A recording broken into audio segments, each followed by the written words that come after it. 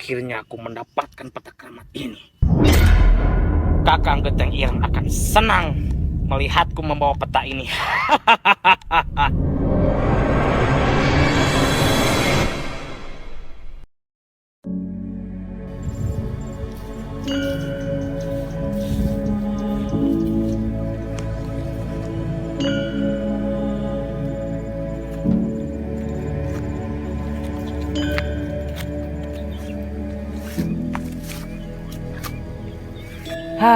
Harus kemana lagi aku mencari orang yang mengambil peta itu?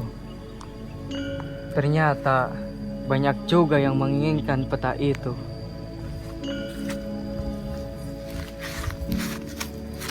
Sebenarnya apa isi dari peta itu?